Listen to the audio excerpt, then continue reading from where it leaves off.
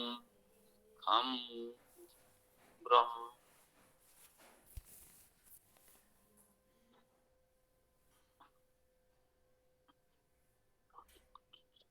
जी, इस सरल वैदिक संस्कृत कक्षा में आप सभी का बहुत बहुत स्वागत है। तो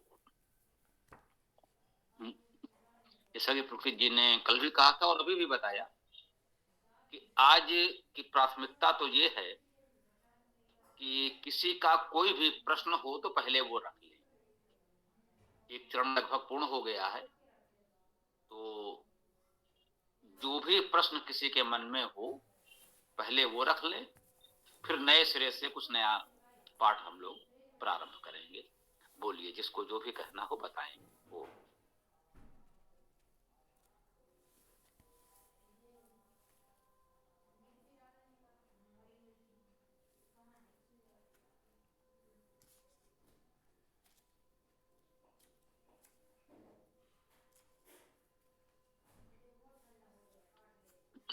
आचार्य जी, हम आज पहली बार बोलिए। जुड़े हैं। आज हम पहली बार जुड़े हैं। पिछली कक्षाओं का कैसे पता चलेगा? जी, पिछली कक्षाओं का पूरा वीडियो आपको मिल जाएगा। पूरा प्लेलिस्ट बनाई हुई है, तो वो सब आपको मिल जाएगा। आप समय देकर उसे सुनते रहें और जो प्रश्न हो वो करते रहें। ये रहेगा कि आप वो उसको सुन लीजिए और कक्षा में जो प्रश्न आपके मन में आए, कुछ ना समझ में आए तो पूछते रहें, वो कार्य हो जाएगा आपका पूरा। आप किस समूह से जुड़े हैं, लिंक कहाँ से मिला आपको? ये पुलकित जी का है, विज्ञान अभियुदय। ठीक ठीक, तब तो आप मूल स्रोत से ही जुड़े हैं, क्योंकि ये सारी कक्षा का संचालन पुलकित जी ही कर रहे हैं, विज्ञान अभ्युदय के माध्यम से कह लीजिए। तो वहां पर तो वो सब कुछ देते ही हैं, है ना।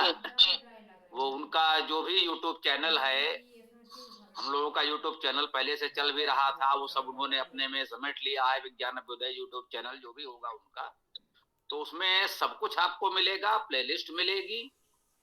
1 वर्ष से अधिक हो गया है इसका संचालन करते हुए पुलकित जी को, तो पूरी सामग्री आपको वहां मिलेगी। ठीक है, तो जी जी जी। और किसी को कुछ कहना है तो बताइए। स्वामी जी, स्वामी जी, ये सरल संस्कृत व्याकरण में जितनी संस्कृत आई है, क्या इतना संस्कृत ज्ञान पर्याप्त है वेद वेद को समझने के लिए?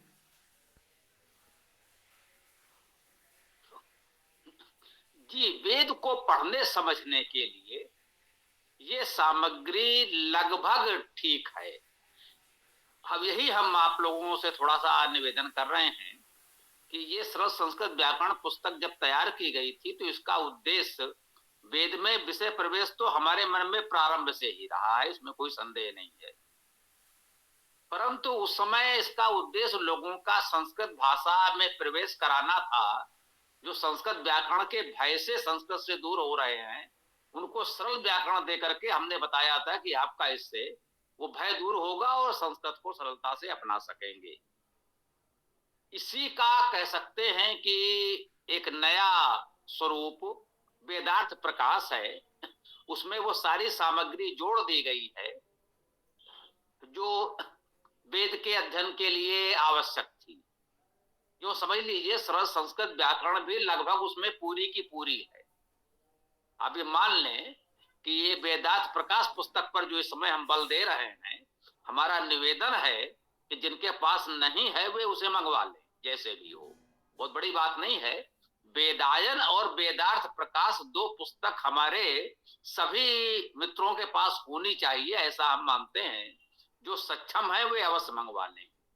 तो सरल संस्कृत व्याकरण पुस्तक से जो सामग्री आवश्यक थी वो पूरी की पूरी उस पुस्तक में ले ली गई है, और इसके अतिरिक्त वेद के स्वाध्याय में जो जानकारी आवश्यक थी वो सब उसमें जोड़ दी गई है।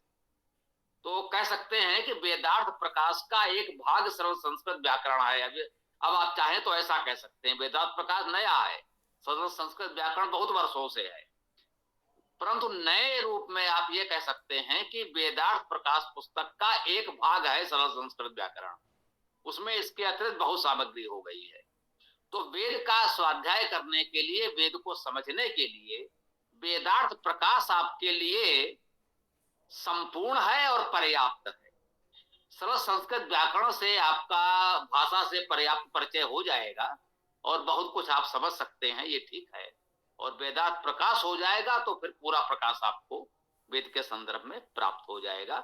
इसको हम इस रूप में कहना चाहते हैं, ठीक है ना।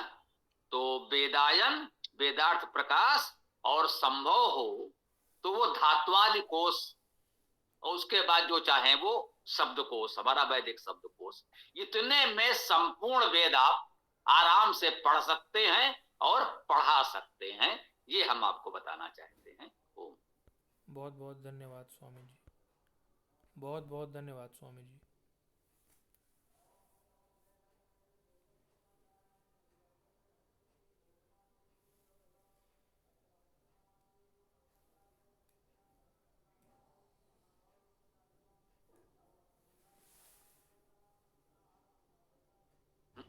किसी और की कोई प्रश्न आदि हो तो रख दें। हाँ, कुछ और कहना है? चलिए, अपनी ओर से एक बात हम जोड़ देते हैं, आप लोग विचार करें, जो प्रश्न वो मन में रखें अभी बताइएगा। कल एक विषय आया तो हम उसको ये स्पष्ट कर दें। कल का बात का महत्वपूर्ण नहीं है, लेकिन महत्वपूर्ण है कि उसके माध्यम से एक सिद्धांत हम आपको बताए दे रहे हैं, जो हमारा अपना विचार है, जिससे हमें लगता है कि हमारे बहुत से साथी सहमत भी हैं। हमारा मुख्य उद्देश्य वेद का प्रचार प्रसार करना है। हमारा सिद्धांत यही है कि वेद ही हमारे धर्म संस्कृत का मूल है। वेद विश्व का प्राचीनतम ग्रंथ है। हमारे धर्म संस्कृत का मूल आधार वेद है। वेद स्वतः प्रमाण है। अन्य सभी ग्रंथों की प्रामाणिकता वेद पर निर्भर है। ये हम सब जानते, मानते हैं, समझते हैं और इस पर सभी सहमत भी हैं। ऐसा कोई नहीं है हम लोगों में जो इस बात से सहमत ना हो। तो जब वेद ही मूल है, वेद ही प्रमाण है, तो हमको केवल और केवल वेद ही पढ़ना है। और वेद के अलावा केवल वो पढ़ना है जिसका पढ़ना वेद के पढ़ने में सहायक हो जाए। जिसके बिना वेद को पढ़ना सरल न लगे, उसे प्राचीन ऋषियों ने वेदांग कहा है। तो यूं समझ लें कि हमको क्या पढ़ना है, वेद और वेदांग पढ़ना है। इसको परंपरागत भाषा में कहते हैं सांग वेद। सांग वेद अर्थात वेद पढ़ते हैं वेदांग सहित, उसे सांग वेद कहा जाता है। सांग वेद का अध्ययन करते हैं, ऐसी परंपरा है। तो हम लोगों को सांग वेद का अध्ययन करना है, सीधी सी बात है। वेद का अध्ययन करना है और वेद के साथ साथ वेदांग का अध्ययन करना है, जिससे वेद को समझने में सरलता हो। वेदांग में क्या है? वर्णोच्चारण शिक्षा एक, दूसरा व्याकरण, ठीक, इसके पश्चात निघंटु और निरुक्त। तो ध्यान दीजिए, शिक्षा, व्याकरण, निघंटु, निरुक्त। निघंटु क्या होता है जो न जानते हो बता दें। निघंटु का अर्थ है शब्दकोश। जो प्राचीन लोगों ने शब्दकोश अपने समय के प्रचलन के अनुसार बनाए, उनको निघंटु कहा गया है, एक नाम दे दिया गया है। उसे आधुनिक भाषा में आप शब्दकोश ही समझिए। हमने जो वैदिक शब्दकोश तैयार किया है उसे आप आधुनिक निघंटु कह सकते हैं, और निरुक्त के अनुसार ही उनका अर्थ किया गया है। तो निघंटु और निरुक्त का कार्य वो हमारा धातुवादी कोश और वैदिक शब्दकोश कर रहा है आधुनिक भाषा में। जो परंपरागत निघंटु और निरुक्त हैं, जो लोग चाहें उसका भी स्वाध्याय करें, अच्छी बात है। तो वेदांग में क्या हुआ, पुनः देख लें। शिक्षा अर्थात वर्णोच्चारण शिक्षा, व्याकरण, निघंटु, निरुक्त, और इसके पश्चात बचा आपका छंद। ये अनिवार्य है। इसको जाने समझे बिना आप वेद को नहीं समझ सकते। तो वेद के साथ साथ इस वेदांग की कक्षा निरंतर चलनी चाहिए, सदा सर्वत्र चलनी चाहिए। वेद और वेदांग अर्थात शिक्षा, व्याकरण, निघंटु, निरुक्त और छंद। अब इसके अतिरिक्त ज्योतिष को भी वेदांग में गिना जाता रहा है, तो निश्चित रूप से पंचांग काल गणना जीवन का अनिवार्य अंग है। और वेद में भी मासों ऋतुओं के नाम आए हैं, अन्य भी बहुत सी बातें ऐसी हैं। तो थोड़ा सा यदि ज्योतिष की भी जानकारी है तो उन प्रकरणों को समझने में सुविधा हो सकती है, परंतु वो उतना अनिवार्य तो नहीं है। फिर भी यदि जान लेंगे तो अच्छा है। इस प्रकार से ये वेदांग हैं जो हमने भी आपको बताए। तो ये सभी प्रकरण जो हैं वेदांग के, वो हमारे वेदार्थ प्रकाश पुस्तक में संपूर्ण वेदांग का परिचय आपको मिलेगा। और वेदांग के अतिरिक्त उपांग, उपवेद, प्रातिशाख आदि आदि कुछ अन्य सामग्री भी दे दी गई है। तो वो हो गया। इस प्रकार से हम ये कह सकते हैं कि आप वेदार्थ प्रकाश और वेदायन दो पुस्तकों का अध्ययन ठीक से कर लें तो फिर आप वेद के अध्यापक हो गए। हम आपको महर्षि का स्तर भले न दे सकें इतने में, लेकिन आप वेदोपाध्याय के स्तर पर आ जाएंगे, वेदाचार्य के स्तर पर आ जाएंगे। केवल और केवल वेदायन और वेदार्थ प्रकाश पढ़कर आप वेदाचार्य हो सकते हैं। आप लोगों को वेद पढ़ा सकते हैं, समझा सकते हैं। तो ये दो पुस्तकें तो सभी मित्रों के पास होनी चाहिए। और जिनसे संभव हो वो धातुवाद को शब्दकोश से ले लेते हैं तो फिर आप वेद के विद्वान हो गए। किसी बड़े से बड़े विद्वान के समक्ष भी आप कहीं अपने आप को छोटा अनुभव नहीं करेंगे। वेद का स्वाध्याय आप कर सकते हैं और करा सकते हैं, अर्थात स्वयं पढ़ सकते हैं और दूसरों को पढ़ा सकते हैं। तो ये सभी लोग प्रयास करेंगे। हाँ, पुलकित भैया जुड़े हुए हैं। बहुत प्यारी बात इसने कही कल कि वेदांत प्रकाश पढ़ के अगर उसने समझ लिया है तो क्यों ना पुलकित जी ऐसा करें कि इस जो संस्कृत वाली कक्षा है उसमें तुम थोड़ा सा ये वेदार्थ पढ़ाओ, वेदांत प्रकाश तुम पढ़ाना प्रारंभ करो। क्योंकि मैं कब तक हूं, मैं तो देख रहा हूं ना, मुझे ज्यादा दिखाई भाई पड़ नहीं रहा है। आंखें और शरीर का स्वास्थ्य उतना ठीक नहीं है। मैं चाहता हूं मेरे ठीक ठाक रहते हुए, स्वस्थ सानंद रहते हुए तुम लोग इस व्यवस्था को संभाल लो तो हम निश्चिंत होकर परिनिर्वाण को प्राप्त हो सके। तो उत्साह अच्छा है। अभी हम हैं तो हमारे सामने ही तुम ये वेदांत प्रकाश पढ़ाना प्रारंभ करो। स्वयं पढ़ के यदि समझ लिया है तो पढ़ा सकते हो। और हम हैं तो कहीं आवश्यक होगा तो थोड़ा सहयोग कर देंगे, इसको जो माना जाए। तो ये जो आज से हम लोगों ने नई व्यवस्था सोची थी तो वो तो वाक्य रचना आदि तो करेंगे ही करेंगे, अभ्यास करेंगे। सिद्धांत पुलकित भैया ने लिखा है कि सैद्धांतिक जानकारी हो गई है, अब उसका व्यवहारिक अनुप्रयोग प्रारंभ करेंगे। वो तो करेंगे ही करेंगे। और थोड़ा सा समय पुलकित जी लें, वेदार्थ प्रकाश पढ़ाएं, बहुत अच्छी बात है। हम भी हैं, देखते हैं कितना अच्छा कर रहे हैं। और जहां आवश्यकता होगी वहां हम सहयोग में रहेंगे। ये भी हम लोग आगे प्रयास करेंगे। तो किसी का कोई प्रश्न हो तो रख दें। आज का तो प्रश्न उत्तर सत्र रखें, थोड़ा बहुत वाक्य रचना का प्रयास भी करेंगे। किसी का कोई प्रश्न हो तो बताइए, स्वागत है। ओम।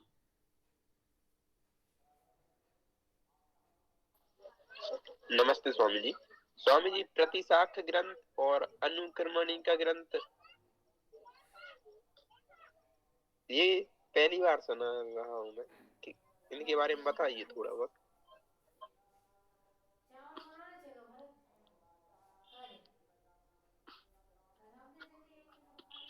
प्रातिशाख्य शब्द जो है इसका अर्थ है प्रतिशाखा से संबंधित। वेदों की अनेक शाखाएं हैं, ये तो आपने सुना ही होगा। और शाखाएं क्या हैं? विभिन्न विद्वानों द्वारा किए गए संपादन को शाखा कहते हैं। महाराज दयानंद जी कहते हैं कि शाखाओं में कहीं कहीं थोड़ा बहुत शब्दों को, मैंने जहां बहुत संधियां थी वहां संधि विग्रह कर दिया, कहीं कुछ और इस तरह से। किसी को लगा होगा वैदिक भाषा के कारण कुछ ऐसा है तो कुछ शब्द सामान्य वाले से कर दिए। मतलब छोटे मोटे बहुत अति सूक्ष्म परिवर्तन के साथ वेद मंत्रों का पाठ प्रस्तुत कर दिया। वेद मंत्र वही है, पाठ वही है, कोई परिवर्तन नहीं है विशेष कह लें। ये अति सूक्ष्म परिवर्तन दयानंद जी का मानना है कि शाखा संपादक ऋषियों ने ये जानबूझकर किया जिससे उस मंत्र को समझने में आपको सुविधा हो। आपको से आशय है उन ऋषियों के समय में जो लोग थे, जो इन है ना उस समय की बोलचाल की भाषा ही वैदिक भाषा थी, तो सहज भाव से लोग पढ़ समझ सकते थे। फिर भी जो थोड़ी बहुत कठिनाई हो सकती थी तो उसको सरल करते हुए ये शाखा पुस्तकों का संपादन किया गया। महर्षि दयानंद जी कहते हैं ये वेद का भाष्य करने का प्रथम प्रयास है, मतलब ये वेदार्थ करने का है उनका, ये भी एक प्रकार के वेद भाष्य ही हैं, वेद भाष्य करने का प्रयास। और उसी भाव को लेकर जब हमने चारों वेदों का सरल पाठ तैयार किया तो मैंने कहा कोई बात नहीं, सरल पाठ को लोग जिस भाव से देखना चाहें देखें। महर्षि दयानंद जी के भावना के अनुसार हम कह सकते हैं हमारे इस सरल पाठ को उनका आशीर्वाद इसी रूप में प्राप्त होगा कि ये भी एक प्रकार की वेद शाखा है, एक प्रकार से वेद भाष्य का प्रयास है। जो मूल वेद जैसा भी जो लोग मानते हैं महर्षि का संपादन है वो तो है ही, यदि कोई इसे वेद शाखा या वेद भाष्य का एक प्रयास मान लेगा तो भी कोई बात नहीं है, महर्षि का आशीर्वाद हमारे साथ है, वो भी चलेगा, वो भी ठीक है। तो आपने जो प्रतिशाख्य कहा, तो इस प्रकार से जब शाखाएं तैयार हो गई तो उसके पश्चात कुछ ऋषियों विद्वानों ने उन शाखाओं के विषय में, उन शाखाओं का आश्रय लेकर, यूं कहें कि जिन आश्रमों में उन विशेष किसी विशेष शाखा का अध्ययन हो रहा था, तो शाखा से संबंधित व्याकरण या अन्य जानकारी जिसे वेदांग हम लोग कहते हैं ना, उस शाखा से संबंधित वेदांग अलग से कुछ प्रस्तुत किया गया कि भाई जो बातें उस शाखा में विशेष थी वो उस शाखा के पढ़ने वालों को जानना आवश्यक था।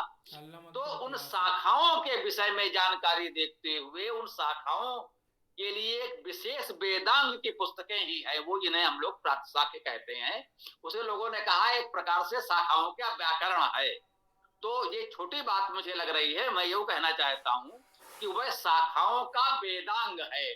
थोड़ा सा इसका स्तर मैं उठाना चाहता हूं, वो शाखाओं का व्याकरण कहना छोटी बात होगी, वो विशेष शाखाओं का वेदांग है, ऐसा आप समझें तो उपयुक्त होगा। ओम। जी स्वामी जी। स्वामी जी, चारों वेदों का पीडीएफ क्या कब तक कंप्लीट हो जाएगा आपका?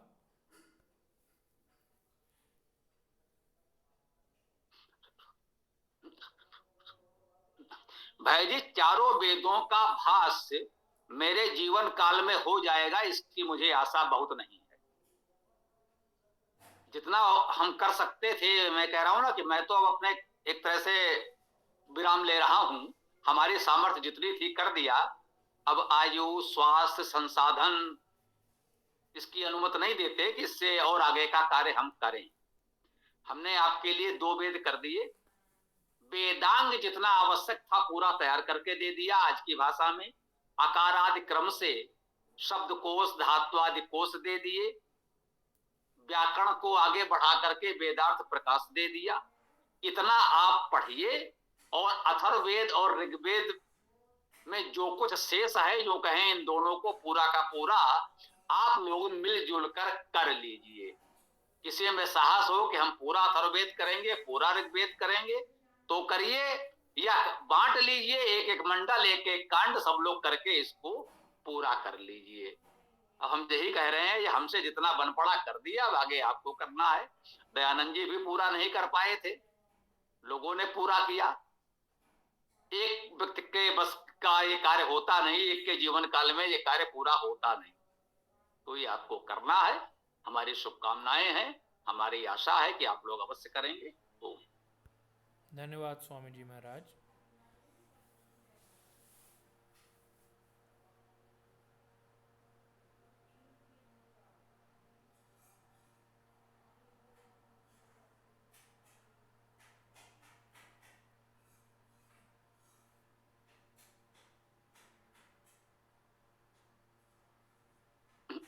हाँ, किसी का कोई प्रश्न हो तो बताएं। व्याकरण के संबंध में तो कोई प्रश्न आया भी नहीं और व्याकरण का समय भी हो रहा है, तो पुलकित जी बताएं आगे क्या किया जाए।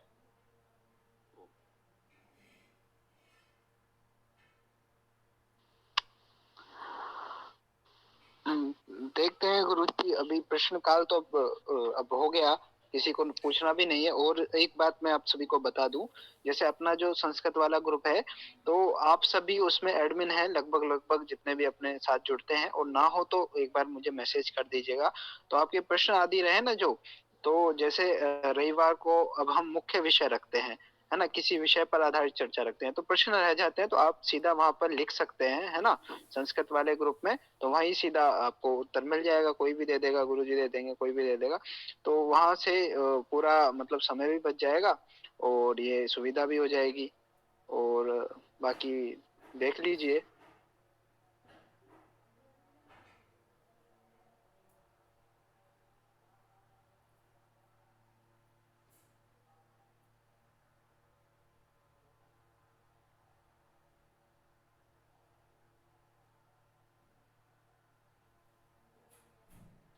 अभी गुरुजी वाक्य रचना आदि का कुछ अभ्यास कर लेते हैं।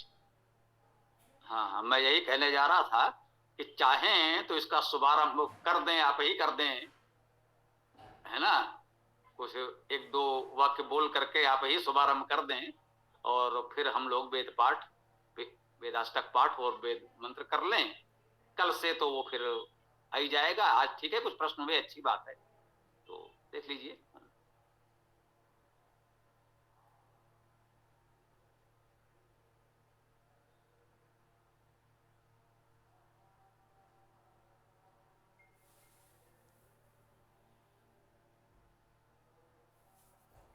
स्वामी जी, क्या ये वाक्य सही है जो मैं बोल रहा हूँ?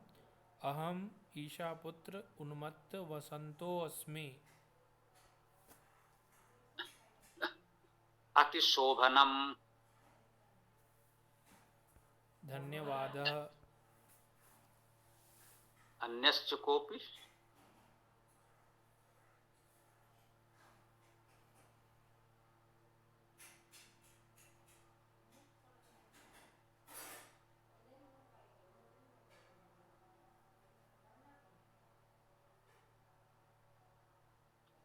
चलिए, इन्होंने शुभारंभ तो कर ही दिया, और समय भी अब आपको अगले चरण में जाने का संकेत कर रहा है। कोई बोलना चाहे तो स्वागत है। पुलकित जी तो नहीं बोले, ईसापुत्र जी बोले, कोई बात नहीं। तो किसी को वाक्य आदि बोलना हो तो बोल सकते हैं, या फिर वेदाष्टक का पाठ प्रारंभ कर सकते हैं, फिर हम लोग वेद मंत्र करेंगे। ओम।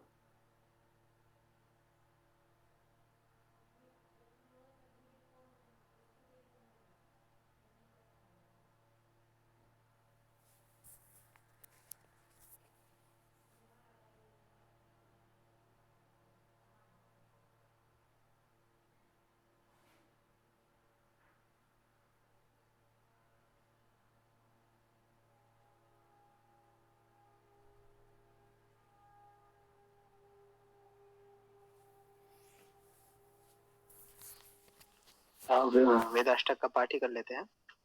ओम अग्निम ईडे पुरोहितम यज्ञस्य देवं ऋत्विजं होतारं रत्नधातमं। ऋग्वेद अंतिम मंत्र। ओम समानी वह आकुति समान हृदयानि व समानमस्तु वो मनो यथा वासु सह असति।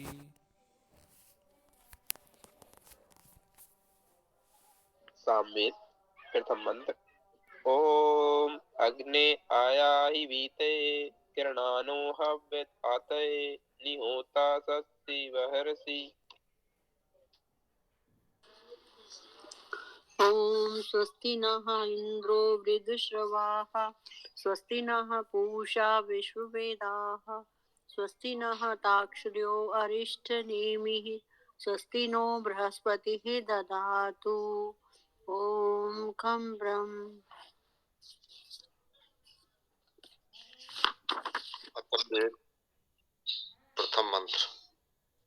ओम ये त्रिसप्ता पर्यन्त विश्वारूपाणि बिभ्रता वाचस्पति बला तेषां तन्नो अद्य दधातु मे।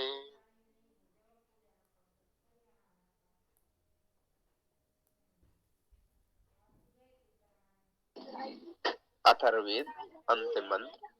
ओम पनायम तत् विना कृतं वां दृशवो देवो रजसा पृथिव्या सहस्रं संसा उत एकविष्टौ सर्वान् तथान उपयाता पिबध्ये।